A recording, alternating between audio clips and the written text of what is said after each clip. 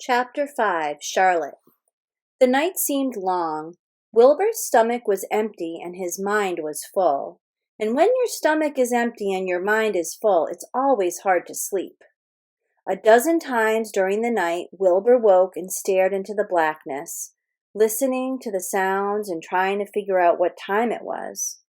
A barn is never perfectly quiet. Even at midnight, there is usually something stirring.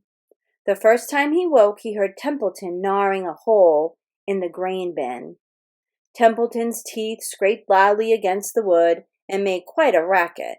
That crazy rat, thought Wilbur. Why does he have to stay up all night, grinding his clashers and destroying the people's property?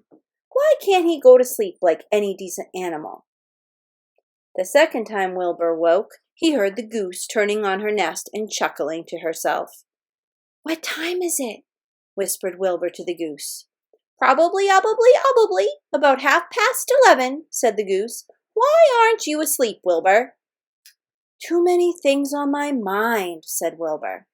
"Well," said the goose, "that's not my trouble. I have nothing at all on my mind, but I've too many things under my behind. Have you ever tried to sleep while sitting on 8 eggs?" "No," replied Wilbur.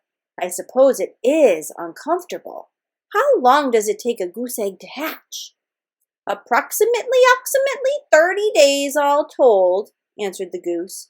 "But I cheat a little. On warm afternoons, I just pull a little straw over the eggs and go out for a walk."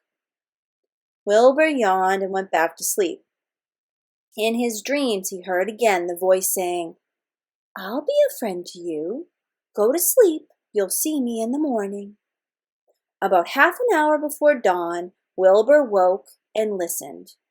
The barn was still dark. The sheep lay motionless. Even the goose was quiet. Overhead on the main floor, nothing stirred. The cows were resting. The horses dozed. Templeton had quit work and gone off somewhere on an errand. The only sound was a slight scraping noise from the rooftop, where the weather vane swung back and forth. Wilbur loved the barn when it was like this, calm and quiet, waiting for light. "Day is almost here," he thought. Through a small window, a faint gleam appeared. One by one, the stars went out. Wilbur could see the goose a few feet away. She sat with head tucked under a wing. Then he could see the sheep and the lambs. The sky lightened. "Oh, beautiful day, it is here at last. Today I shall find my friend." Wilbur looked everywhere. He searched his pen thoroughly. He examined the window ledge, stared up at the ceiling, but he saw nothing new. Finally, he decided he would have to speak up.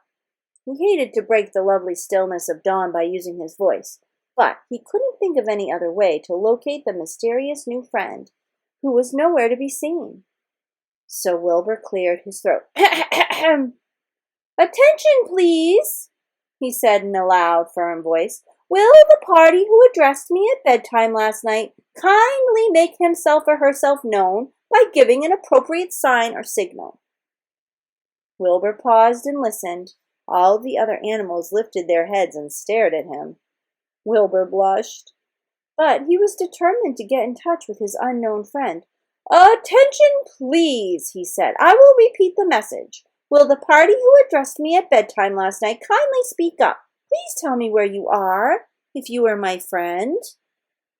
The sheep looked at each other in disgust. "Stop your nonsense, Wilbur," said the oldest sheep. "If you have a new friend here, you are probably disturbing his rest, and the quickest way to spoil a friendship is to wake somebody up in the morning before he is ready. How can you be sure your friend is an early riser?" "I beg everyone's pardon," whispered Wilbur. "I didn't mean to be objectionable." He lay down meekly in the manure, facing the door. He did not know it, but his friend was very near. And the old sheep was right. The friend was still asleep. Soon Lurvy appeared with slops for breakfast. Wilbur rushed out and ate everything in a hurry and licked the trough. The sheep moved off down the lane. The gander waddled along behind them, pulling grass. And then, just as Wilbur was settling down for his morning nap, he heard again the thin voice that had addressed him the night before. "Salutations," said the voice. Wilbur jumped to his feet. "What?"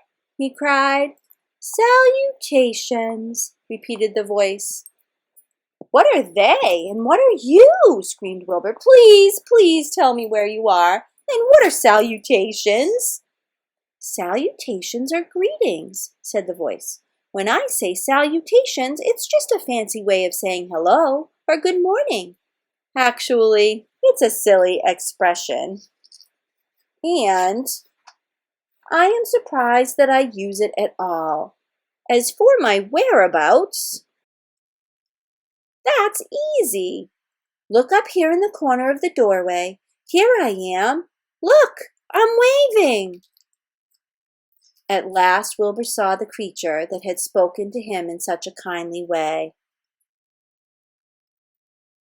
Stretched across the upper part of the doorway was a big spider web, and hanging from the top of the web, head down, was a large gray spider. She was about the size of a gumdrop. She had 8 legs, and she was waving one of them at Wilbur in a friendly greeting. "See me now?" she asked.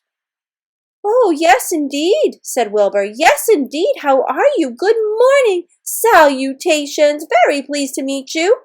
What is your name, please? May I have your name?" "My name," said the spider, "is Charlotte." "Charlotte what?" asked Wilbur eagerly. "Charlotte A. Cavatica. But just call me Charlotte." "I think you're beautiful," said Wilbur. "Well, I am pretty," replied Charlotte. "There's no denying that. Almost all spiders are rather nice looking. I'm not as flashy as some, but I'll do. I wish I could see you, Wilbur, as clearly as you can see me." "Why can't you?" asked the pig. "I'm right here." "Yes, but I'm nearsighted," replied Charlotte. "I've always been dreadfully nearsighted. It's good in some ways, not so good in others. Watch me wrap up this fly." A fly that had been crawling along Wilbur's trough had flown up and blundered into the lower part of Charlotte's web and was tangled in the sticky threads. The fly was beating its wings furiously, trying to break loose and free itself. "First," said Charlotte, "I dive at him." She plunged headfirst towards the fly as she dropped a tiny silken thread unwound from her rear end. "Next, I wrap him up." She grabbed the fly, threw a few jets of silk around it, and rolled it over and over, wrapping it so that it couldn't move. Wilbur watched in horror. He could hardly believe what he was seeing, and although he detested flies, he was sorry for this one. "There," said Charlotte. "Now I knock him out so he'll be more comfortable." She bit the fly. "He can't feel a thing now," she remarked. "He'll make a perfect breakfast for me." "You mean you eat flies?" gasped Wilbur. "Certainly. Flies, bugs, grasshoppers, choice beetles, moths, butterflies, tasty cockroaches, gnats, midges, daddy-long-legs, centipedes, mosquitoes, crickets, anything that is careless enough to get caught in my web. I have to live, don't I?" "Why, yes, of course," said Wilbur. "Do they taste good?" "Delicious. Of course, I don't really eat them. I drink them. I drink their blood.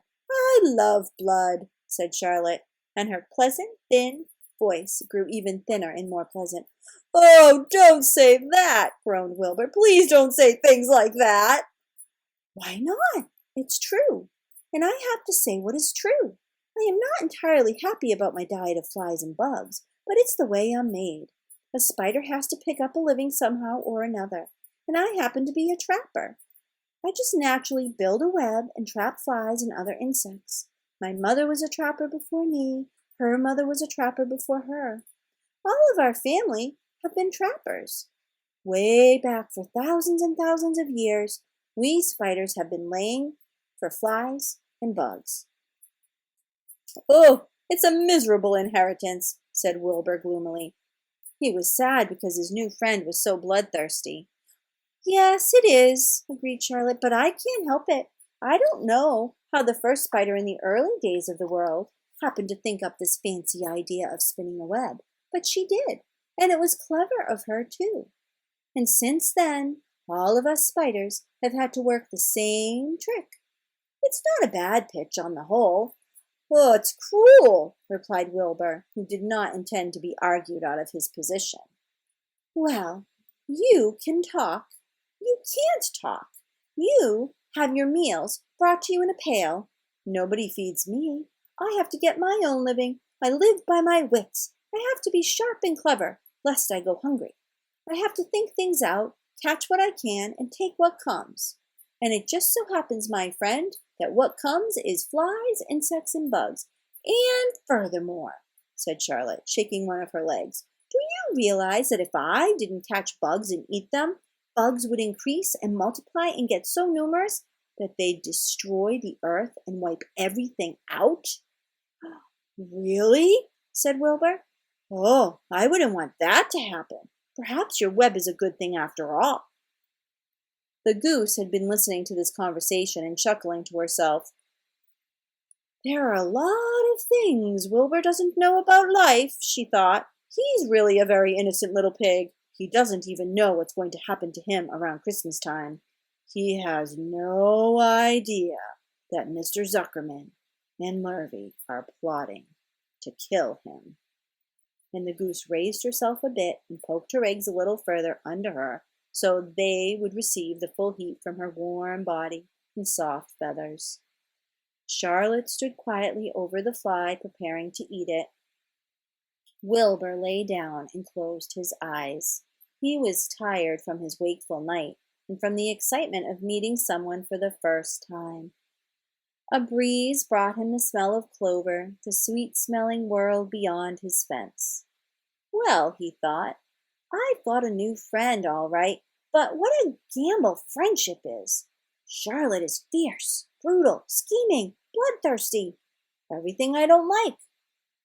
How can I learn to like her, even though she is pretty and, of course, clever?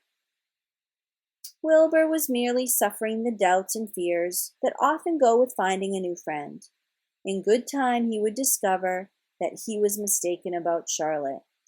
Underneath her rather bold and cruel exterior, she had a kind heart, and she was to prove loyal and true to the very end. And that is the end of Chapter 5. Tomorrow I will be back with a video of Chapter 6. Have a good night, everybody.